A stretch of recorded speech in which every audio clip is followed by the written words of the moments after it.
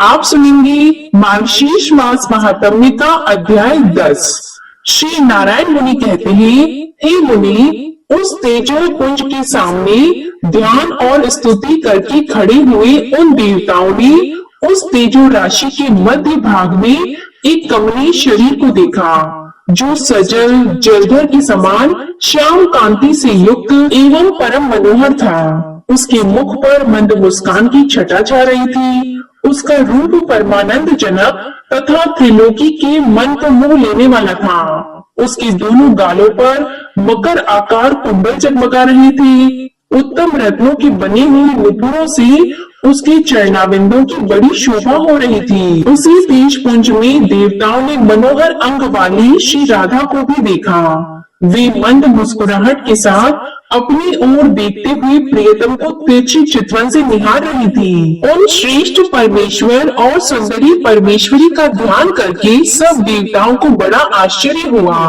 उनके संपूर्ण मनोरथ पूरे हो गए। अतः अब उन देवताओं ने पुनः भगवान की स्तुति आरंभ की। ब्रह्मा जी बोले, परमेश्वर, मेरा चित्त रूपी भ्रमर आपके चरणाबिंद में निरंतर प्रेम भक्ति पूर्वक भ्रमण करता रहे। शांति रूपी औषध देकर मेरी जन्म मरण के रोग से रक्षा कीजिए तथा मुझे सुदृढ़ एवं अत्यंत परिपक्व भक्ति और दास्य भाव दीजिए। भगवान शंकर ने कहा, प्रभु, भव सागर में डूबा हुआ मेरा चित्त रूपी मत्स्य सदा ही इस घोर संसार रूपी कूप में चक्कर लगाता रहता है। सृष्टि और संहार यही इसका अत्यंत निंदनीय विषय है। आप इस विषय को दूर कीजिए और अपने चरणाबिंदों की भक्ति दीजिए। धर्म बोले, मेरे ईश्वर, आपके आत्मीय जनों के साथ मेरा सदा समागम होता रहे, जो विषय रूपी बंधन को काटने के लिए तीखी तलवार का काम देता है तथा आपके चरणाबिंदों में स्थान दिलाने का एकमात्र हेतु है।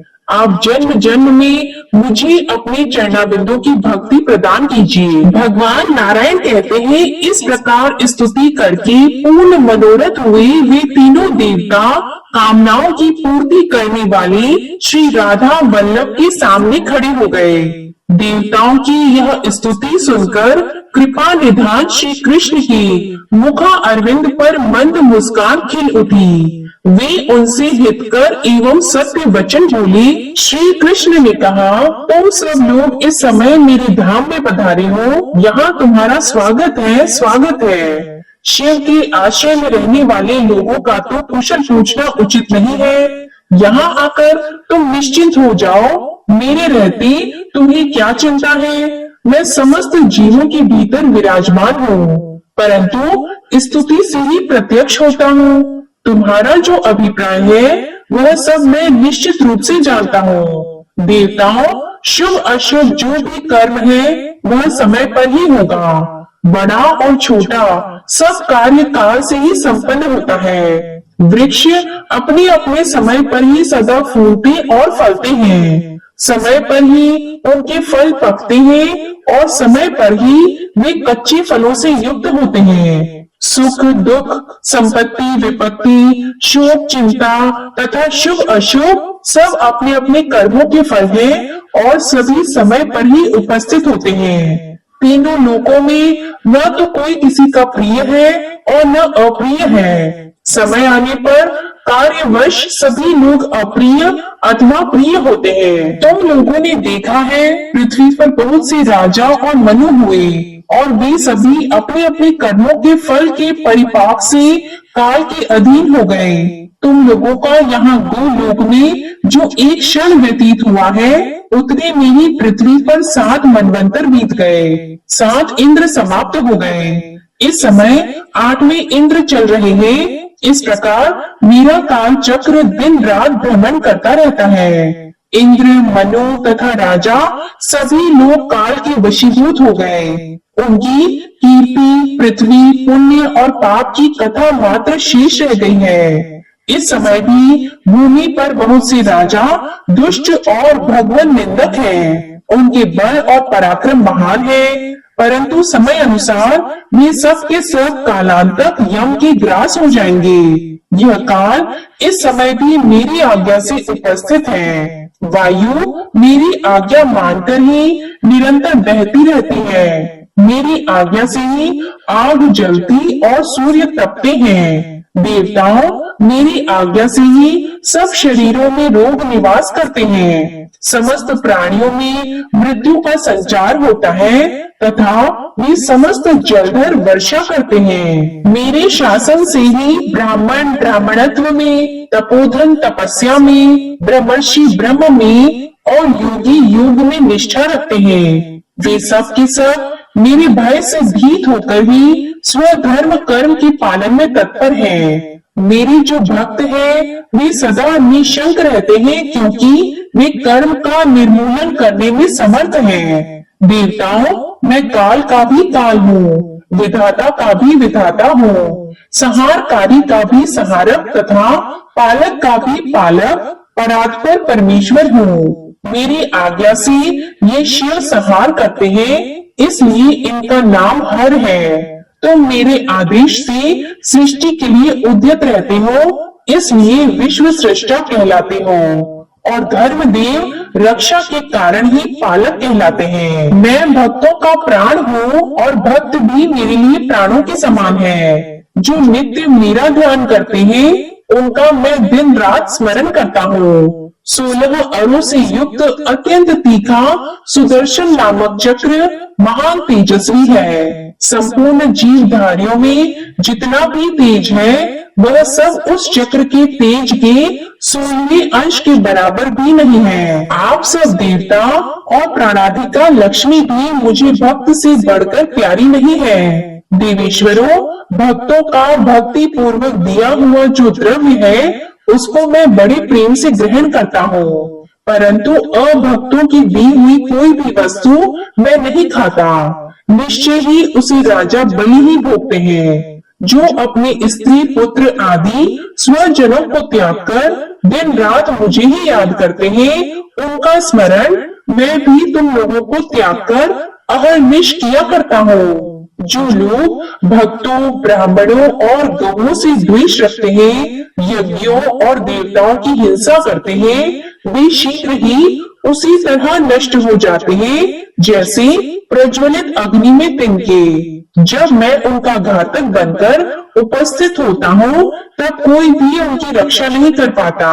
देवताओं मैं पृथ्वी पर जाऊंगा, अब तुम लोग भी अपने स्थान को पधारो और शीघ्र ही अपने अंश रूप से भूतल पर अवतार लो। ऐसा कहकर जगदीश्वर श्री कृष्ण ने गोपों और गोपियों को बुलाकर मधुर सत्य एवं समयोचित बातें कही।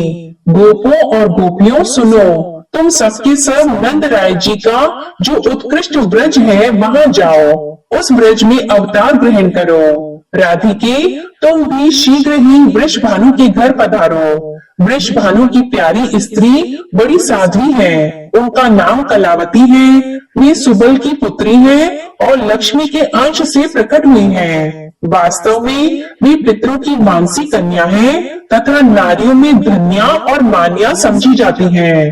पूर्व काल में दुर्वासा के शाप से उनका ब्रज मंडल में गोप के घर में जन्म हुआ है। तुम उन्हीं कलावती की पुत्री होकर जन्म ग्रहण करो। अब शीघ्र नंद ब्रज में जाओ। हे कमलानंदी, मैं बालक रूप से वहां आकर तुम्हें प्राप्त करूंगा। हे राधे, तुम मुझे प्राणों से भी अधिक प्यारी हो और मैं भी तुम्हें प्राणों से भी बढ़कर प्यारा हूँ। हम दोनों का कुछ भी एक दूसरे से भिन्न नहीं है, हम सदैव एक रूप हैं। मुने यह सुनकर श्री राधा प्रेम से विह्वल होकर वहां रो पड़ी और अपने नेत्र चकोरों द्वारा श्री हरि के मुख चंद्र की सौंदर्य सुधा का पान करने लगी। गोपों और गोपियों, तुम भूतल पर श्रेष्ठ गोपों की शुभ घर घर में जन्म लो। श्री कृष्ण की यह बात पूरी होते ही वहां सब लोगों ने देखा एक उत्तम रथ वहां आ गया। वह श्रेष्ठ मणि रत्नों के सार तत्व तथा हीरक से विभूषित था। लाखों श्वेत चंवर तथा दर्पण उसकी शोभा बढ़ा रहे थे। वह अग्नि शुद्ध सूक्ष्म गेरुई वस्त्रों से सजाया गया था। सोने का बना हुआ वह सुंदर विमान अनुपम तेज पुंजमय दिखाई देता था। उससे सैकड़ों सूर्यों के समान प्रकाश फैल रहा था तथा उस विमान पर बहुत से श्रेष्ठ पार्षद बैठे हुए थे। उस विमान में एक श्याम सुंदर कमनीय पुरुष दृष्टिगोचर हुआ, जिनके 4 हाथों में शंख चक्र गदा और पद्मा शोभा पा रहे थे। उन श्रेष्ठ पुरुष ने पीतांबर पहन रखा था। उनके मस्तक पर किरीट, कानों में कुंडल और वक्ष स्थल पर वनमाला शोभा दे रही थी। उनके श्री अंग चंदन, अगुरु, कस्तूरी तथा केसर के अंगराग से अलंकृत थे। 4 भुजाएं और मुस्कुराता हुआ मनोहर मुख देखने ही योग्य था। भक्तों पर अनुग्रह करने के लिए वे आकुल दिखाई देते थे। उनके वाम भाग में सुरम्य शरीर वाली शुक्ल वर्णा मनोहरा ज्ञान रूपा एवं विद्या की अधिष्ठात्री देवी सरस्वती जी दिखाई दी, जिनके हाथों में वेणु, वीणा और पुस्तकें थी। वे भी भक्तों पर अनुग्रह करने के लिए कातर जान पड़ती थी। उन महानारायण के दाहिने भाग में शरद काल के चंद्रमा की सी प्रभा तथा तपाए हुए सुवर्ण की भांति कांति से प्रकाशमान परम मनोहरा और रमणीय देवी लक्ष्मी दृष्टि गोचर हुई, जिनके मुखारविंद पर मंद मुस्कान खेल रही थी। वे अपनी ओर देखने वाले नारायण देव को तिरछी चितवन से निहार रही थी। पत्नियों और पार्षदों के साथ शीघ्र ही विमान से उतरकर वे नारायण देव गोप गोपियों से भरी हुई उस रमणीय सभा में जा पहुंचे। उन्हें देखते ही ब्रह्मा आदि देवता, गोप और गोपी सब के सब आनंद उठकर खड़े हो गए। सबके हाथ जुड़े हुए थे। देवर्षि गण साम वेदोक्त स्तोत्र द्वारा उनकी स्तुति करने लगे। उनकी स्तुति समाप्त होने पर नारायण देव आगे जाकर श्री कृष्ण विग्रह में विलीन हो गए। यह परम आश्चर्य की बात देखकर सबको बड़ा विस्मय हुआ। इसी समय वहां एक दूसरा सुवर्णमय रथ आ पहुंचा। उससे जगत का पालन करने वाले त्रिलोकीनाथ विष्णु स्वयं उतरकर उस सभा में आए। उनकी 4 भुजाएं थी। वनमाला से विभूषित, पीतांबरधारी, संपूर्ण अलंकारों की शोभा से संपन्न तथा करोड़ों सूर्यों के समान प्रकाशमान श्रीमान विष्णु बड़ी मनोहर दिखाई देते थे। वे मंद मंद मुस्कुरा रहे थे। उन्हें देखते ही सब लोग उठकर खड़े हो गए। सब ने प्रणाम करके उनका स्तवन किया। इसके बाद वे भी वही श्री राधिका वल्लभ श्री कृष्ण के शरीर में लीन हो गए। श्वेत द्वीप निवासी श्री विष्णु के श्री कृष्ण विग्रह में विलीन हो जाने के बाद वहां तुरंत ही शुद्ध स्फटिक मणि के समान गौरव वर्ण वाले संकर्षण नामक पुरुष पधारे। वे बड़ी उतावली में थे। उनके सहस्त्रों मस्तक थे तथा वे 100 सूर्यों के समान दीप्यमान हो रहे थे। उनको आया देख सबने उन विष्णु स्वरूप संकर्षण का स्तवन किया। हे नारद, उन्होंने भी वहां आकर मस्तक झुकाकर राधिकेश्वर की स्तुति की तथा सहस्त्रों मस्तकों द्वारा भक्ति भाव से उनको प्रणाम किया। इसके बाद धर्म के पुत्र स्वरूप हम दोनों भाई नर और नारायण वहां गए। मैं तो श्री कृष्ण के चरणाबिंद में लीन हो गया, किंतु नर अर्जुन के रूप में दृष्टिगोचर हुआ। फिर ब्रह्मा, शिव, शेष और धर्म ये चारों वहां एक स्थान पर खड़े हो गए। इस बीच में देवताओं ने वहां दूसरा उत्तम रथ देखा, जो स्वर्ण के 7 तत्व का बना हुआ था और नाना प्रकार की रत्न निर्मित उपकरणों से अलंकृत था। ग्रीष्म ऋतु के मध्याह्न कालिक मार्तंड की प्रभा को तिरस्कृत करने वाला वह श्रेष्ठ विमान मोती, माणिक्य और हीरों के समूह से जाजुल्यमान जान पड़ता था। उस विमान में बैठी हुई मूल प्रकृति ईश्वरी देवी दुर्गा को भी देवताओं ने देखा, जो रत्नमय अलंकारों से विभूषित थी और उन अनुपम तेज स्वरूपा देवी की सहस्त्र भुजाएं थी और उनमें भांति भांति के आयुध शोभा पा रहे थे। उनके प्रसन्न मुख पर मंद हास की छटा छा रही थी। वे भक्तों पर कृपा करने के लिए व्याकुल दिखाई देती थी। दोनों पुत्रों के साथ सिंह की पीठ पर बैठी थी। उस रथ से उतरकर पुत्रों सहित देवी ने शीघ्रता पूर्वक श्री कृष्ण को प्रणाम किया। फिर वे एक श्रेष्ठ आसन पर बैठ गईं। इसके बाद गणेश और कार्तिकेय ने परात पर श्री कृष्ण, शंकर, धर्म, संकर्षण तथा ब्रह्मा जी को नमस्कार किया।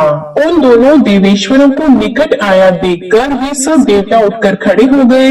उन्होंने आशीर्वाद दिया और दोनों को अपने पास बिठा लिया। देवता बड़ी प्रसन्नता के साथ गणेश और कार्तिकेय के साथ उत्तम वार्तालाप करने लगी। उस समय देवता और देवी उस सभा में श्री हरि के सामने बैठ गए। उन्हें देख बहुसंख्यक गोप और गोपियां आश्चर्य से चकित हो रही थी। फिर श्री कृष्ण के मुखारविंद पर मुस्कुराहट खेलने लगी। वे लक्ष्मी से बोले, हे सनातनी देवी, तुम नाना रत्नों से संपन्न भीष्मक के राजभवन में जाओ और वहां विदर्भ देश की महारानी के उदर से जन्म धारण करो। हे साध्वी देवी, मैं स्वयं कुंदनपुर में जाकर तुम्हारा पाणी ग्रहण करूंगा। वे रमा आदि देवियां पार्वती को देखकर शीघ्र ही उठकर खड़ी हो गयी। उन्होंने ईश्वरी को रमणीय रत्न सिंहासन पर बिठाया। विप्रवर नारद, पार्वती, लक्ष्मी और सरस्वती, ये तीनों देवियां परस्पर यथोचित कुशल प्रश्न करके वहां एक आसन पर बैठी। वे प्रेम पूर्वक गोप कन्याओं से वार्तालाप करने लगी। कुछ गोपियां बड़ी प्रसन्नता के साथ उनके निकट बैठ गईं।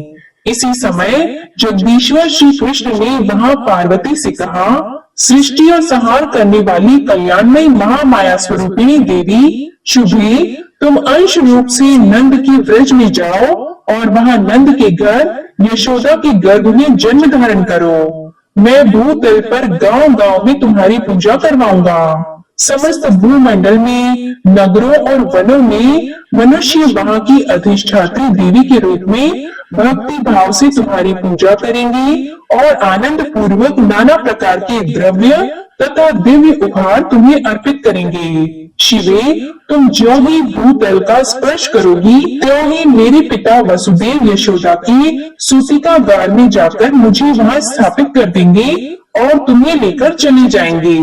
कंस का साक्षात्कार होने मात्र से तुम पुनः शिव के समीप चली जाओगी और मैं भूतल पर भार उतारकर अपने धाम में आ जाऊंगा। ऐसा कहकर तुरंत ही 6 मुख वाले स्कंद से श्री कृष्ण बोले, वत्स सुरेश्वर, तुम अंश रूप से भूतल पर जाओ और जाम्बवती के गर्भ से जन्म ग्रहण करो। सब देवता अपने अंश से पृथ्वी पर जाएं और जन्म लें। मैं निश्चय ही पृथ्वी का भार हरण करूंगा।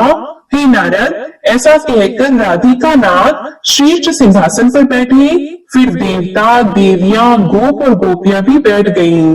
इसी बीच में ब्रह्मा जी श्री हरि के सामने उठकर खड़े हो गए और हाथ जोड़कर विनय पूर्वक उन जगदीश्वर से बोले। ब्रह्मा जी ने कहा, प्रभु, इस सेवक की निवेदन पर ध्यान दीजिए। महाभाग, आज्ञा कीजिए कि भूतल पर किसके लिए कहाँ स्थान होगा। स्वामी ही सदा सेवकों का भरण पोषण और उद्धार करने वाला है। सेवक वही है जो सदा भक्ति भाव से प्रभु की आज्ञा का पालन करता है। कौन देवता किस रूप से अवतार लेंगे, देवियां भी किस कला से अवतीर्ण होंगी, भूतल पर कहाँ किसका निवास स्थान होगा और वह किस नाम से ख्याति प्राप्त करेगा। ब्रह्मा जी की यह बात सुनकर जगदीश्वर श्री कृष्ण ने इस प्रकार उत्तर दिया। श्री कृष्ण बोले, ब्रह्मा, जिसके लिए जहाँ स्थान होगा वह विधिवत बता रहा हूँ, सुनो। कामदेव रुक्मणी के पुत्र होंगे तथा शंबरासुर के घर में जो छाया रूप से स्थित है वह सती मायावती के नाम से प्रसिद्ध रति उनकी पत्नी होगी। तुम उन्हीं रुक्मणी नंदन प्रद्युम्न के पुत्र होगे और तुम्हारा नाम अनिरुद्ध होगा। भारती शोणितपुर में जाकर बाणासुर की पुत्री होगी। जगदीश्वर अनंत देवकी के गर्भ से आकृष्ट होकर रोहिणी के गर्भ में जन्म लेंगे। माया द्वारा उस गर्भ का संकर्षण होने से उनका नाम संकर्षण होगा। सूर्य कन्या यमुना गंगा के अंश के साथ भूतल पर कालिंदी नाम वाली पटरानी होंगी। तुलसी आधे अंश से राजकन्या लक्ष्मणा के रूप में अवतीर्ण होगी। वेद माता सावित्री नग्नजित की पुत्री सती सत्या के नाम से प्रसिद्ध होंगी। वसुधा सत्यभामा और देवी सरस्वती शैव्या होंगी। रोहिणी राजकन्या मित्रविंदा होंगी। सूर्य पत्नी संज्ञा अपनी कला से जगत गुरु की पत्नी रत्नमाला होंगी। स्वाहा एक अंश से सुशीला के रूप में अवतीर्ण होंगी और ये रुक्मणी आदि 9 स्त्रियां होंगी। अगले अध्याय में आप जानेंगे कि किस प्रकार भगवान श्री कृष्ण ने अन्य देवताओं को अलग अलग रूप धारण करने को कहा। अब आप सुनिए श्री कृष्ण चालीसा पाठ। बंशी शोभित कर मधुर नील जलद तन श्याम अरुण अधर जनुबिंब फल नयन कमल अभिराम पूर्ण इंद्र अरविंद मुख पीतांबर शुभ साज जय मनमोहन मदन छवि कृष्ण चंद्र महाराज।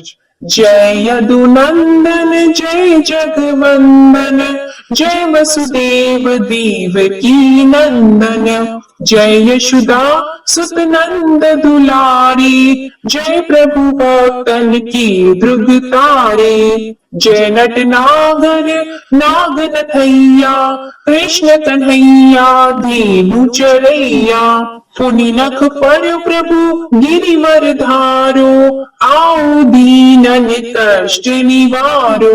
वंशी मधुर अधर धरि टेरो हो में पूर्ण विनय यह मेरो। आओ हरि पुनि माखन चाखो आज लाज भारत की राखो। गोल कपोल चिबुक अरुणारी मृदु मुस्कान मोहिनी डारी। राजित राजीव नयन विशाला मोर मुकुट वैजंती माला।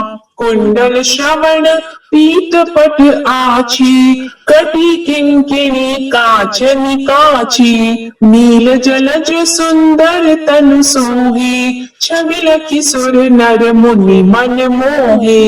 मस्तक तिलक अलक बंगराली आओ कृष्ण बांसुरी वाले। करि पै पान पुत नहीं तारियो अका बका का गासुर मारियो। मधुवन जलत अगिन तब ज्वाला भय शीतल लखतहि नंद लाला। सुरपति जब ब्रज चढ़ साई मूसरधार बारी वर्षाई। लगत लगत ब्रज चहन बहायो गोवर्धन नख धारी बचायो। लखी यशोदा मन ब्रह्म अधिकाई मुख मंद 14 भुवन दिखाई। दुष्ट कंस अति उद्यम मचायो कोटि कमल जब फूल मंगायो। नाथी कली तब तुम लीहे चरण चिन्ह दे निर्भय की है। करि गोपिन संग रास विलासा सबकी पूर्ण करि अभिलाषा। कीर्तिक महा असुर संहार्यो कंस ही केस पकड़ी दे मारियो। मात पिता की बंदी छुड़ाई उग्रसेन कह राज दिलाई। महिषी मृतक छहो सुत लायो मातु देव की शोक मिटायो। भौमासुर मुर दैत्य सहारी लाए 18 सहस कुमारी। देवी मही तृण चीर सहारा जरा सिंधु राक्षस कहि मारा।